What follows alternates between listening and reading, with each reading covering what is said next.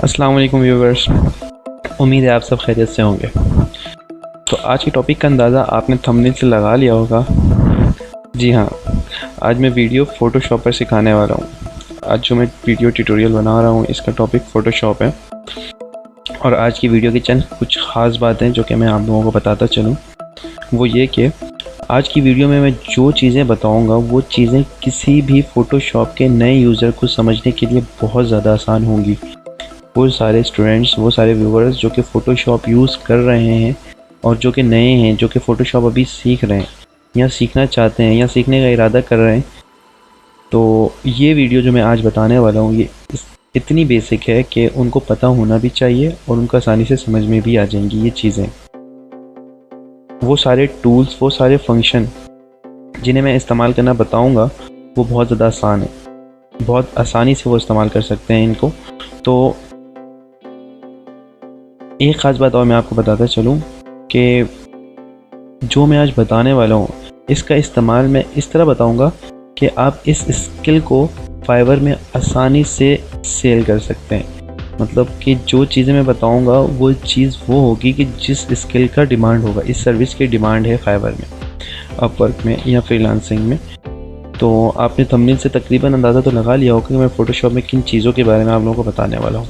तो इससे पहले और मज़ीद डिले ना करूँ, चलिए हम अपने वीडियो की तरफ चलते हैं। तो वीडियो स्टार्ट करने से पहले आपसे छोटी सी रिक्वेस्ट है जो कि हर यूट्यूबर आपसे कर रहा होता है कि kindly support me and subscribe my channel, और अगर पसंद आए तो आप लाइक भी लाजमी कीजिएगा, ठीक है।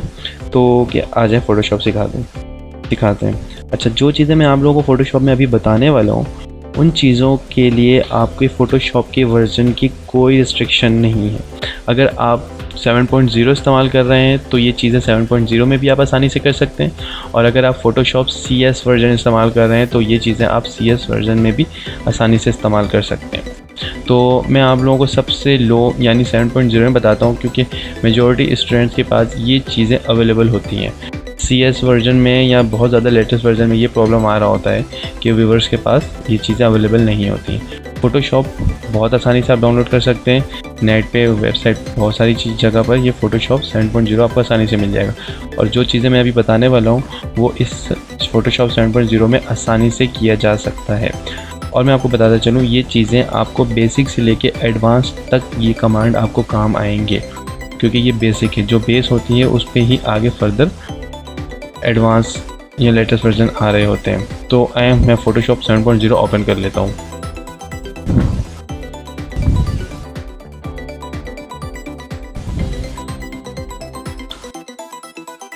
तो वो सारे स्टूडेंट जिनके लिए फ़ोटोशॉप बिल्कुल नया है या वो पहली दफ़ा फ़ोटोशॉप देख रहे हैं या वो इसको मज़ीद समझना चाहते हैं, तो ये इंटरफ़ेस उनके लिए सबसे नया है। सबसे नया इंटरफ़ेस उनके पास, सबसे पहला इंटरफ़ेस यही है जो कि हमारे पास मेन्यू बार भी आ जाता है, और कुछ टूल बॉक्स, ये सारे टूल बॉक्स जो हैं इसमें टूल्स हैं, इनके अंदर भी कुछ हाइड टूल्स मौजूद हैं। तो हर सॉफ्टवेयर की तरह इस सॉफ्टवेयर में भी आपको काम स्टार्ट करने से पहले आपको पेज लेना होता है या आपको पहले से मौजूद जो फाइल होती है उनको ओपन करना होता है। तो सबसे पहले तो मैं आपको पेज लेना सिखा देता हूँ, क्योंकि मेरी कोशिश यही है कि वो सारे बिगनर्स को सारी बेसिक चीज़ें बता दूँ ताकि वो फ़ोटोशॉप को इस्तेमाल आगे आसानी से कर सकें। तो सबसे पहले पेज लेने के लिए सबसे पहला जो ऑप्शन आता है, जिस तरह से हर सॉफ्टवेयर में होता है, फाइल में आकर न्यू, यहाँ पे दूसरा Ctrl+N आप शॉर्ट की प्रेस करेंगे तो आपके पास ये डायलॉग बॉक्स आएगा। इस डायलॉग बॉक्स में सबसे पहले आपने नाम दे देना है, आपके पेज को क्या नाम देना है। तो मैं एक दे देता हूँ work-1, ठीक है। अच्छा, उसके बाद आप साइज़ से मुतल्लिक देख लें कि साइज़ आपको किस साइज़ में फ़ाइल में काम करना है। अगर कहीं से आपकी रिक्वायरमेंट है कि आपको इस साइज़ में ही काम करना होता है, मिसाल के तौर पे 5 इंच बाई 7 इंच पे काम करना है, तो आप यहाँ पे ये सिलेक्ट करेंगे तो आपके पास 5 इंच बाई 7 इंच आ जाएगा, ठीक है। अगर आपको कोई दूसरी डिमांड है तो वो कर सकते हैं, या A4 या A3, लेटरल, लीगल, सारे साइज़ आपको 7.0 में आसानी से मिल जाते हैं, सारे वर्जन में मिल जाते हैं, कोई इतना इशू नहीं होता। तो हम अभी लेते हैं A4, ठीक है। A4 में हमें ये mm में भी आ गया साइज़, आप इसको इंच में भी देख सकते हैं, A4 इंच में इतना होता है, ठीक है। रेजोल्यूशन बहुत ज़्यादा मैटर करता है किसी भी डिज़ाइनिंग के लिए। अगर आप डिज़ाइनिंग कर रहे हैं तो कोशिश करें कि हाई रेजोल्यूशन पे काम करें। हाई रेजोल्यूशन के लिए सबसे सबसे मुश्किल चीज़ ये होती है हाई रेजोल्यूशन करने के लिए आपकी सिस्टम रिक्वायरमेंट पूरी होनी चाहिए। आपने रेजोल्यूशन यहाँ पे बहुत ज़्यादा ले लिया और सिस्टम आपका मतलब हार्डवेयर सिस्टम का आपका ज़्यादा हाई नहीं है तो आपका सिस्टम हैंग करेगा। ठीक है, तो नॉर्मली है 3000 मैंने मेगापिक्सल ले लिया। उसके बाद मैंने RGB रख लिया। अच्छा, RGB CMYK ये वो चीज़ें होती हैं जिस बेस पे आपने काम करना होता है। ग्रे स्केल मतलब ब्लैक एंड वाइट पे आपने काम करना है, RGB रेड ग्रीन ब्लैक पे काम करने हैं, या CMYK सियान मैजेंटा येलो ब्लैक पे काम करना है।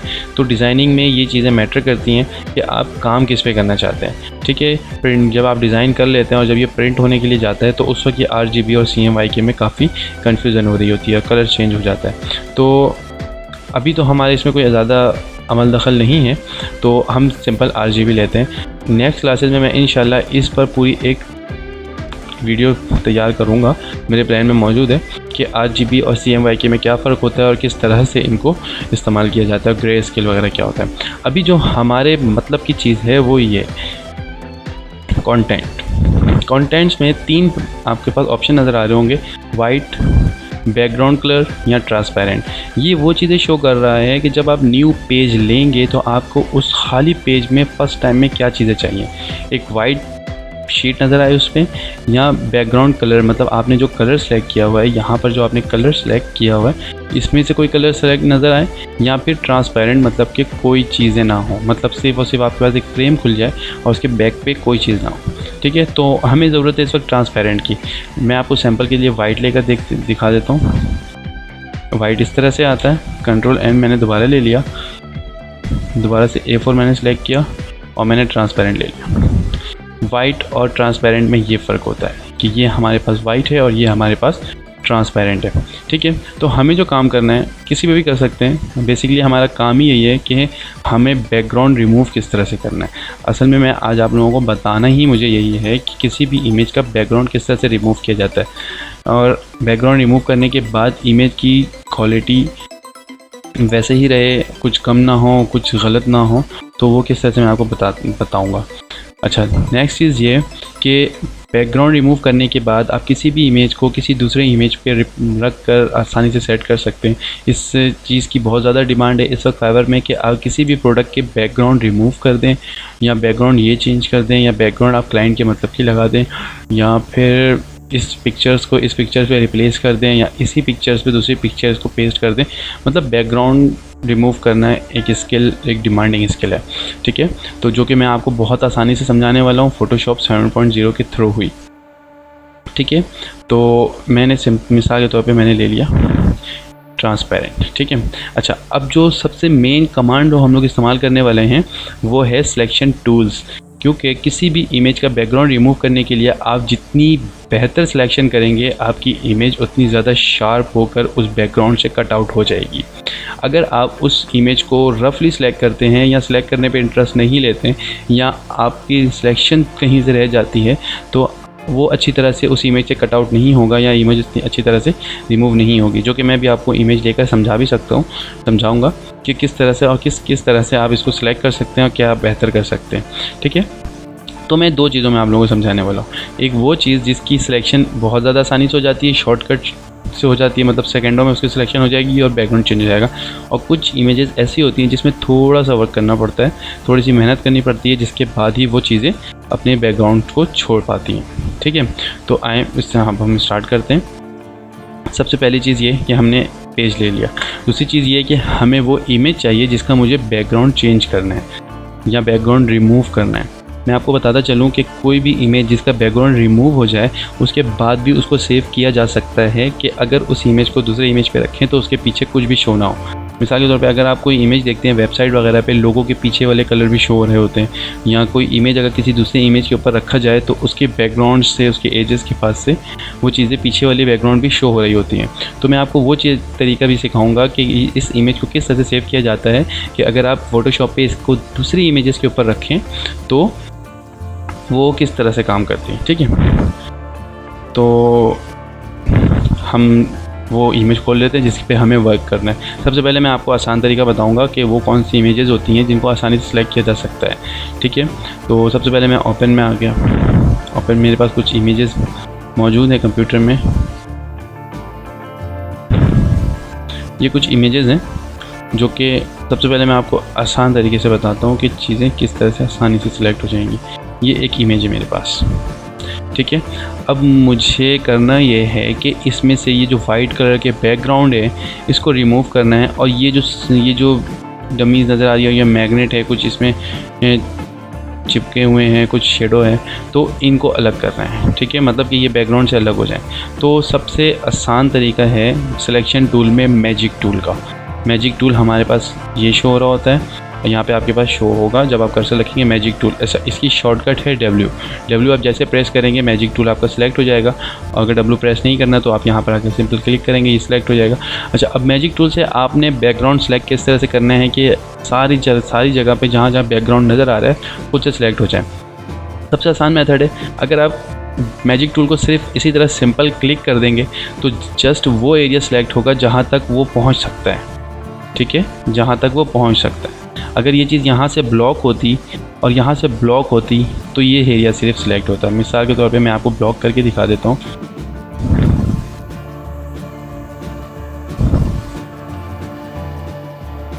ठीक है, अब मैंने मैजिक टूल लिया और मैंने यहाँ पे क्लिक किया तो ये देखें ये एरिया सेलेक्ट नहीं किया मैजिक टूल ने। क्यों? क्योंकि जहाँ तक ये पहुँच सकता था, जहाँ तक इसने कलर का रेंज बनाया वहाँ तक इसने सेलेक्ट किया। ठीक है, तो मैं कंट्रोल Z वापस कर देता हूँ। अच्छा, सेलेक्ट करने के बाद डिससेलेक्ट करने के लिए कंट्रोल D का प्रेस करना होगा। यहाँ पे आप यहाँ पे सेलेक्ट पे आकर डिससेलेक्ट कर सकते हैं, ये वापस अपनी जगह पे आ गया। तो कंट्रोल Z मैंने किया।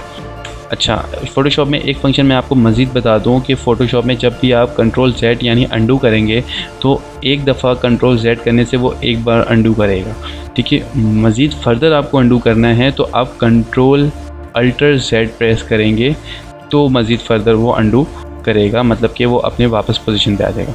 ठीक है, तो वापस हम अपने टॉपिक पे आते हैं कि ये जो मैजिक टूल है इसको किस तरह से इस्तेमाल करना है। मैजिक टूल आप राइट क्लिक करेंगे, कलर रेंज में आ जाएंगे। कलर रेंज में का मतलब ये है कि मैजिक टूल हमें ये कह रहा है कि हमें वो कलर बताओ, मुझे वो कलर बताओ जो कि पूरे इमेज से मुझे उठाना है, भले वो किसी बॉक्स के अंदर बंद हो, किसी कोने में बंद हो या किसी चीज़ के अंदर छुपा हुआ हो, तो मुझे वो रेंज बताना है। तो मैंने क्या किया, सिंपल राइट क्लिक किया, रेंज पे आया तो मेरे पास एक कलर ड्रॉपर आ गया। ये देखें, कलर पिकर बोलें या कलर ड्रॉपर करें, तो इसको मैंने बताना है। तो मुझे सिलेक्ट करनी है वाइट, तो मैंने वाइट पे क्लिक कर दिया। तो आप यहाँ पे छोटी सी इमेज में देख सकते हैं वो प्रीव्यू मुझे दिखा रहा है कि आप अगर इस पर ओके करेंगे तो ये चीज़ें आपकी सिलेक्ट हो जाएंगी।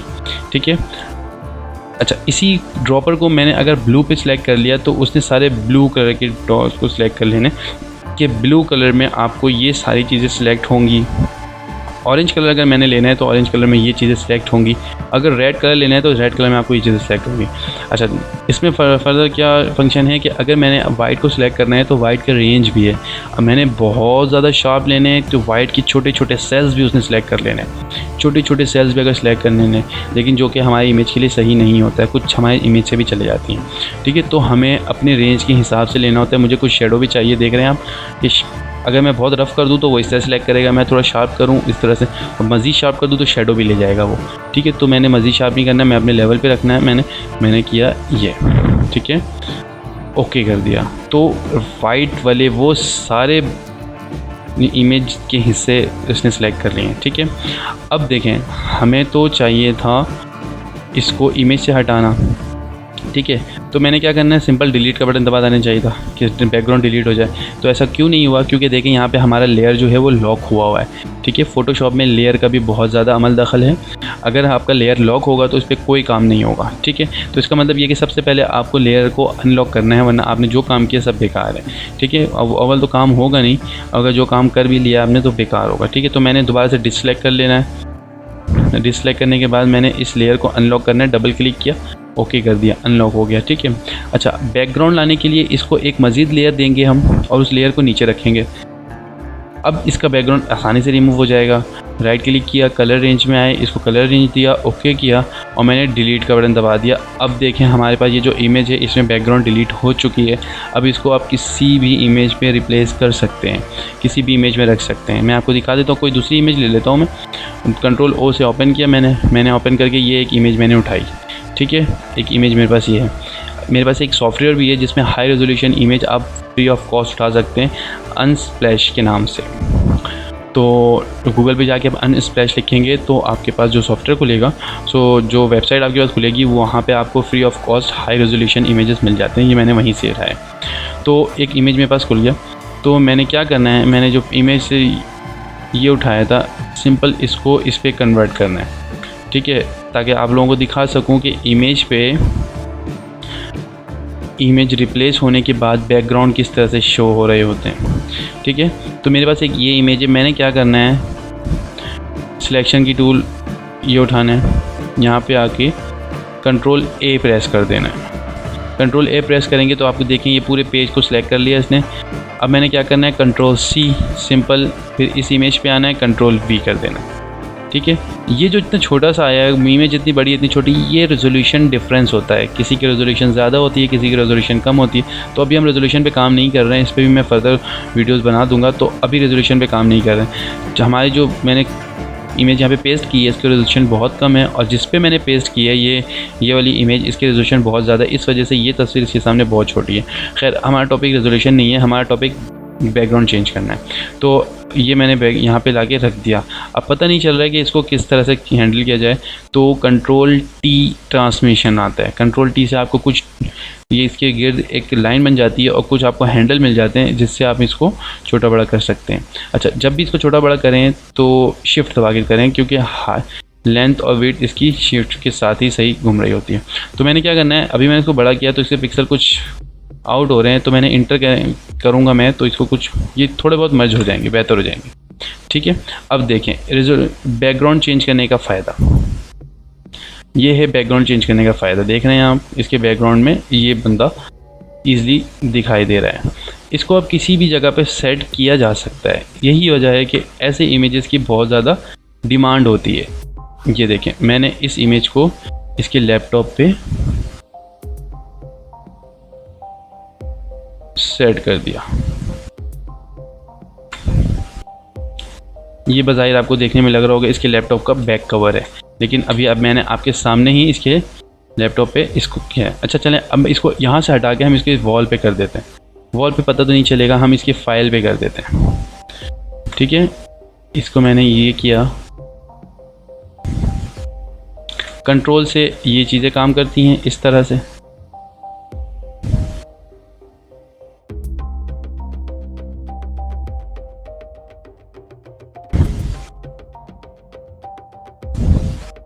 ये मैंने कुछ अपने टूल की मदद से, कुछ हैंडल्स की मदद से इसको मैंने यहाँ पे एडजस्ट कर दिया। ये अब आपको ऐसा लग रहा होगा कि इसकी फ़ाइल का ही हिस्सा है, ठीक है। तो ये फ़ायदा है हमें बैकग्राउंड चेंज करने का। आपके पास क्लाइंट्स आते हैं, क्लाइंट्स आपको कुछ इमेजेस सेंड करते हैं और कहते हैं कि इस इमेजेस के बैकग्राउंड्स मुझे रिमूव करके दे दें, ठीक है। तो अब आपने उनको डिलीवर किस तरह से करना है। फॉर सपोज़ ये क्लाइंट का इमेज था, क्लाइंट का इमेज है ये, आपने क्लाइंट को अब डिलीवर किस तरह से करना है, ये तो आपके फ़ोटोशॉप पे खुला हुआ है। आप उसको सेंड क्या करेंगे, आप ईमेल क्या करेंगे, या उसको व्हाट्सअप क्या करेंगे। तो अब मैं आपको वो तरीका बताने लगा हूँ जो कि मोस्ट डिमांडिंग है। मोस्ट डिमांडिंग है कि आप इस इमेज को एज़ इट इज़ इसी तरह कैसे सेव कर सकते हैं कि अब दूसरे कोई शख्स इसको फ़ोटोशॉप पे ओपन करे तो उसको ये रिमूव ही मिले। तो इसके लिए सबसे आसान तरीका ये है कि फाइल पे आके सेव एज़ पे आएंगे। सेव एज़ पे आने के बाद यहाँ पर आप देखें ओपन एज फ़ोटोशॉप है, इसको हम हमेशा करेंगे PNG पे क्लिक करेंगे। PNG पे क्लिक करके यहाँ पे लिख दिया विदाउट बैकग्राउंड। मैंने अपनी तरफ से नाम रखा, आप कुछ भी रख सकते हैं।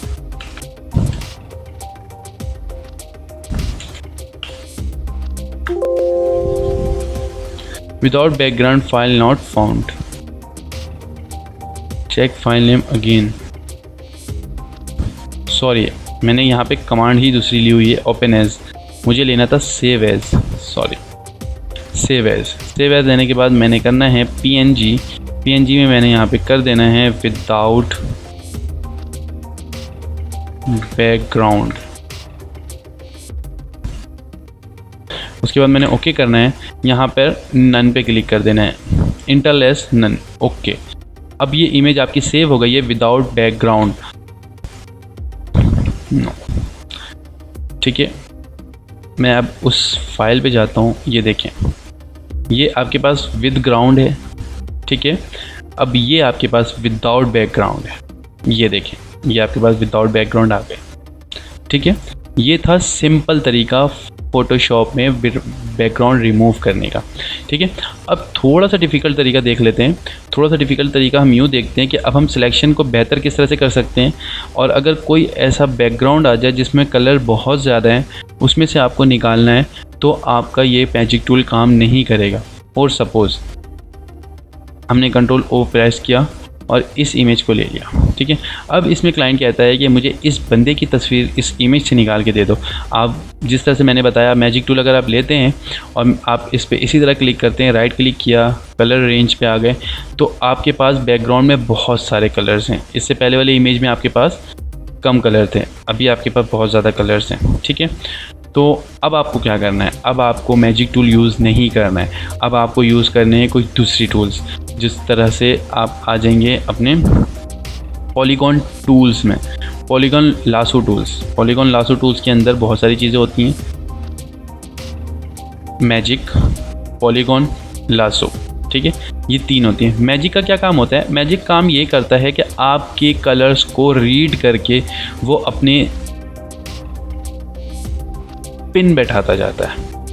ये देखें, सिर्फ मैं इसको यहाँ से गुजार रहा हूँ, वो कलर को जज करता हुआ एक एक पिन बैठाता जाता है, जिसको आप लॉक भी कह सकते हैं। ये देखें, मैं सिर्फ इसको इस इमेज के कोर साइड से गुजार रहा हूँ और ये अपनी पिन्स जो है इस पे ड्रॉप करता जा रहा है। ये सिलेक्शन हो रही है, ये इस तरह से सिलेक्शन हो रही है। जब से सिलेक्शन कंप्लीट हो जाएगी तो हम इसको आसानी से बैकग्राउंड से रिमूव कर सकते हैं। ये देखें, ये सिलेक्शन हो रही है। ये मैजिक टूल का काम है।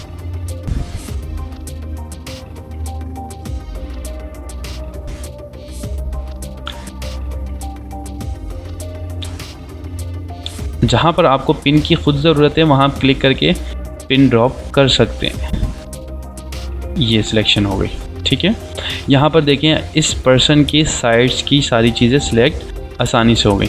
अब मैंने क्या करना है, अब मैंने करना है कि मैंने मैजिक टूल से अगर इसको किया है तो मैं अब इस पे आ जाऊँगा मूव टूल पे। ठीक है, मूव टूल पे मैंने क्लिक किया, मैंने यहाँ से कंट्रोल C कॉपी किया। ठीक है, कंट्रोल N से मैंने एक नया पेज लेना है और इंटर कर देना है। कोई चीज़ भी फ़ोटोशॉप में कॉपी करने के बाद नया पेज लिया जाए तो जिस साइज़ की फ़ाइल आपने कॉपी की है उसी साइज़ का आपको नया पेज फ़ोटोशॉप बनाकर दे देता है, अगर आप कंट्रोल N करके इंटर करें तो। फॉर सपोज़ मैंने इस शख्स को सिलेक्ट किया था, मैंने कंट्रोल C किया। ठीक है, मैंने सिर्फ अभी कॉपी की है, पेस्ट कहीं नहीं किया है। फिर मैंने कंट्रोल N करके इंटर किया है तो उसी साइज़ के पेज मेरे पास आ गया। अब मैं कंट्रोल V करूँगा तो आप देखिएगा मेरे वो ऑब्जेक्ट इस पेज पे एग्जैक्ट फिट होगा। कंट्रोल V, ये देखें, फ़ोटोशॉप ने मुझे रीड करके ये बात बता दी कि आपने इस ऑब्जेक्ट को इतना कॉपी किया हुआ है, आपको नए पेज की इतनी की ज़रूरत है। तो मैंने इंटर कर दिया। ये देखें, अब आपके पास विदाउट बैकग्राउंड ये शख्स आपके सामने मौजूद है। लेकिन आप देखें, आपकी सिलेक्शन में कहीं ना कहीं कुछ गफलत हुई है, जिसकी वजह से आपकी सिलेक्शंस रह गई हैं जगह जगह से। यहाँ से तो सारी चीज़ें सही आई हैं, यहाँ से कुछ चीज़ें बेहतर हैं, कुछ बेहतर है। यहाँ पर आपको एक गलती नज़र आ रही होगी, आपसे हुई है, मतलब मैजिक टूल ने इसको कैच नहीं किया। यहाँ पे इसके शोल्डर के साइड पे मैजिक टूल ने यहाँ कैच नहीं किया है, यहाँ पे कैच नहीं किया है। तो ये चीज़ें आपको मैनुअली यहाँ पे आने के बाद इसको सिलेक्ट करके डिलीट करनी है। ठीक है, जो कि एक डिज़ाइनर की स्किल की महारत बता रहा होता है कि वो किस किस जगह पर गलतियाँ कर रहा है। यहाँ पे मैंने डिलीट कर दिया, इसको जूम किया मैंने। ओके, मैं आपको जूम का भी तरीका बताता चलूँ। कंट्रोल स्पेस, आपके पास जूम का टूल खुल चुका है, हो नहीं रहा है जूम। ठीक है, अब आपने वो जगह सेलेक्ट करनी है जितना आपने जूम करना है। अब आपने सारी चीज़ों को छोड़ देना है। कंट्रोल स्पेस और क्लिक को छोड़ देने से आपके पास जूम हो जाती है। दूसरी चीज़ ये है कि कंट्रोल स्पेस आपने प्रेस किया, उसके बाद आप 1 क्लिक पे जूम भी कर सकते हैं। आपने सिर्फ कंट्रोल किया और अल्टर किया, कंट्रोल अल्टर स्पेस किया, आपके पास जूम आउट का बटन आ गया। तो मैं इतनी देर से यही इस्तेमाल कर रहा हूँ। ठीक है, तो मैंने कंट्रोल स्पेस किया तो जूम हो रहा है, कंट्रोल अल्टर स्पेस किया तो जूम आउट हो रहा है। ठीक है, मुझे यहाँ पे जूम करना है, control alter sorry control space, उसके बाद मैंने यूँ कर लिया, ये जगह मेरे पास आ गई। फिर मैंने मैजिक टूल लिया, मैजिक टूल लेके मैंने ये किया, मैजिक टूल इस कलर के डिफरेंस को रीड करके बीच में अपने पिन बैठाता जा रहा है। फिर मैंने यहाँ से इस तरह से क्लिक किया, यहाँ से मैंने टर्न करना था, फिर मैंने इस तरह से करके इसको सिलेक्ट किया और इसको डिलीट कर दिया। ठीक है, इस बंदे को इमेज से मैंने वहाँ से हटा दिया। इसी तरह मैंने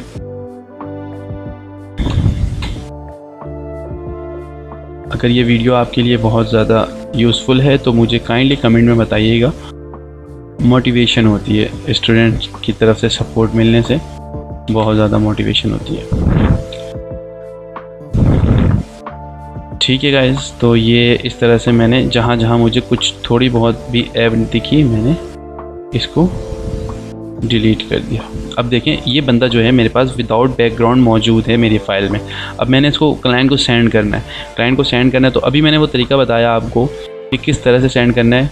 सेव एज़ पे जाके फ़ाइल, सेव एज़ पे जाके मैंने फ़ोटोशॉप को PNG पे रखना है। PNG पे मैंने एक फ़ाइल सेव की हुई है, वो शो कर रहा है। ठीक है, मैंने यहाँ पे कर लेना है मैन विदाउट बैकग्राउंड, सेव कर देना है और नन पे क्लिक कर देना है। तो यहाँ पर अब आपके पास इस पर्सन की जो पिक्चर है वो विदाउट बैकग्राउंड आपके पास सेव हो रही है।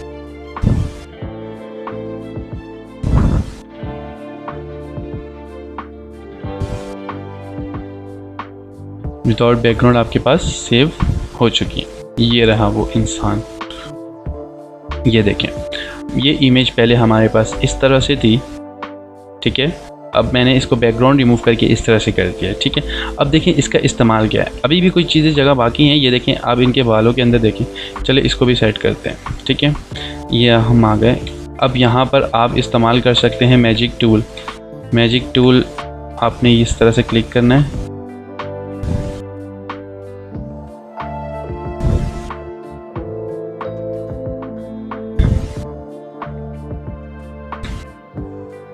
सॉरी, मैजिक टूल यहाँ पे यूज़ नहीं होगा। आपने मैनुअली इरेज़र लेना है। इरेज़र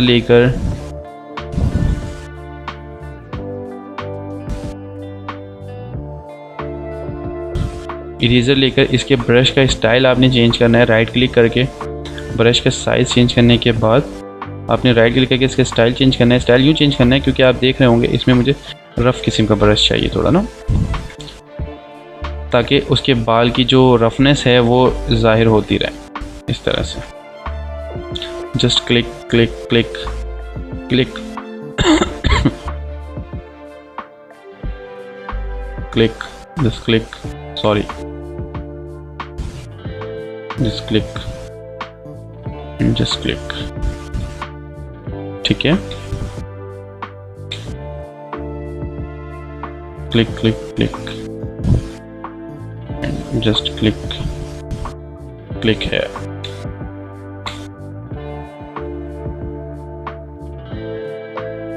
इसी तरह यहाँ पर भी है।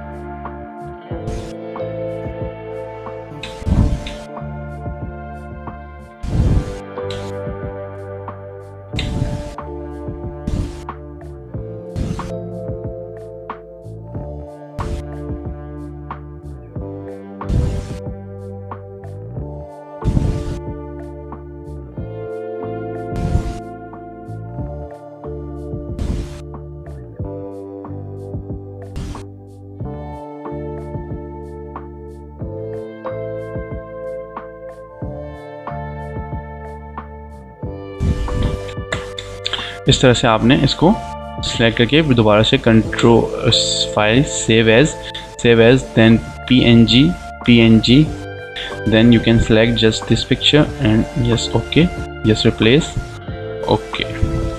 ठीक है,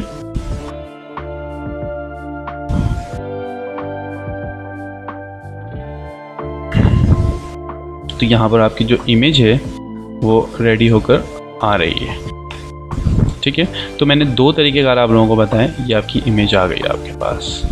ठीक है, पहले से बेहतर है। अब इस इमेज को हम देखें कहाँ पर इस्तेमाल कर सकते हैं। Again open Photoshop, close this file, no don't close this file, इसकी ज़रूरत पड़ने वाली है। अब देखें मैंने क्या करना है, मैंने करना ये है कि इस इमेज को इस पे सेट करना है। ठीक है, ये जो भाई साहब अकेले बैठे हुए कुछ सोच रहे हैं, इस पे मैंने इस बंदे को सेट कर देना है। ठीक है, ये है मेरे पास वो बंदा। मैंने क्या किया, control A copy, control C copy किया। मैंने क्या किया, इसमें आगे कंट्रोल वी पेस्ट कर दिया। देखिए रेजोल्यूशन तकरीबन सेम थी, तो मैंने क्या हुआ, ये साइज़ बराबर आया। अब मैंने कंट्रोल टी करके अपने वो हैंडल लेके आ जाना है साइजिंग करने के लिए। अब मैंने ये करके क्या किया, यहाँ पर इस बंदे को सेट कर दिया। चलें अब करते हैं इस जगह सेट, क्योंकि इसके पीछे सामान भी है। मैंने करना है यूँ और कर देना है यूँ। ठीक है, अच्छा एक चीज़ और कर सकते हैं, इसको उस टेबल के पीछे करना है। ठीक है, अब मैंने क्या करना है, इसके लिए भी मुझे यही स्किल काम आएगी, बैकग्राउंड रिमूवर वाली स्किल। मैंने अभी इसको इस आई बटन पे क्लिक करके इसको यहाँ से सिर्फ अनसीन कर देना है, यहाँ से हटा देना है। अब देखिए मैंने क्या करना है, इस बंदे का बैकग्राउंड भी चेंज करना है, ये दीवार। ठीक है, मतलब कि इस दीवार से ये चीज़ें बाहर आ जाए। तो मैंने क्या करना है, दोबारा से मैजिक टूल लेना है। मैजिक टूल लेके इसके बैकग्राउंड को हटाना है, बैकग्राउंड के लॉक को हटाना है। राइट क्लिक किया, कलर रेंज मैंने सेलेक्ट किया, इस तरह से मैंने थोड़ा सा ज़्यादा सेलेक्ट किया तो टाई आ जा रहा है इसका। फेयरनेस ओके किया। ठीक है, फिर मैंने क्या करना है, सिलेक्ट में आके सिलेक्ट इन्वर्स करना है। ठीक है, इन्वर्स करने के बाद इस टूल पे आकर राइट क्लिक करके कॉपी कर लेना है, जो कि रिवर्स विया लेयर कॉपी। ठीक है, अब देखिए हमारे पास बैकग्राउंड जो है वो रिमूव हो गई है। अब मैंने इस बंदे को सिलेक्ट करके इसके पीछे भेज देना है। कंट्रोल टी किया है, लेयर ऊपर नीचे करने से, लेयर आगे पीछे करने से आपकी लेयर अपवर्ड, फ्रंट और बैकवर्ड चली जाती है। ठीक है, अब मैंने इस लेयर को सिलेक्ट किया जिसको मैंने कट आउट किया था, कंट्रोल टी करके हैंडल ले आए ट्रांसफॉर्म करके, फिर मैंने ये किया और ये करने के बाद इस इंसान को इस टेबल पे इस तरह से थोड़ा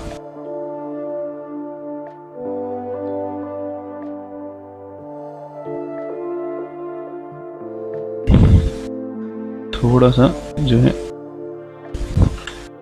ये देखिए मैंने क्या किया, इसको यहाँ पे सिलेक्ट कर लिया। अब मैं अगर इसको यहाँ से इनेबल भी करता हूँ,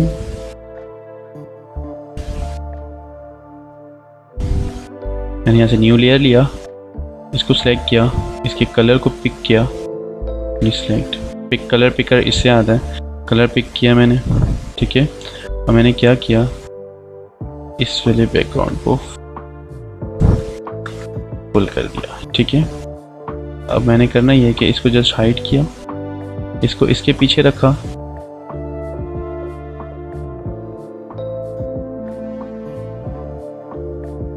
सॉरी इसको सबसे पीछे रखा, और ये हमारे पास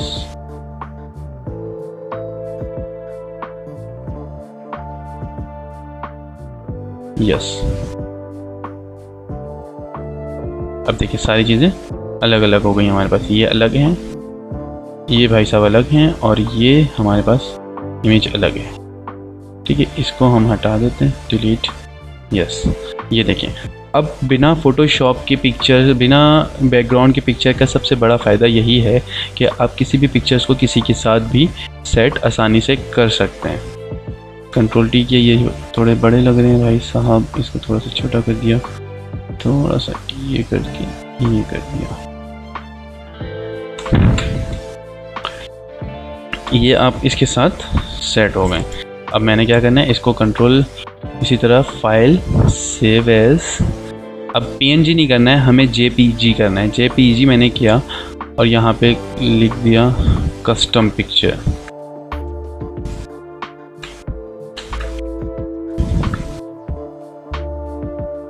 तो स्टूडेंट्स, ये दो तरीके मैंने आप लोगों को बताया कि किस तरह से बैकग्राउंड रिमूव करके उसको सेव किया जा सकता है और किस तरह से एक रिमूव बैकग्राउंड वाली इमेज को दूसरे बैकग्राउंड पर सेट किया जा सकता है। ये दो मेथड थे। अब इसकी डिमांड इतनी ज़्यादा क्यों है, मैं आपको गूगल करके दिखा देता हूँ।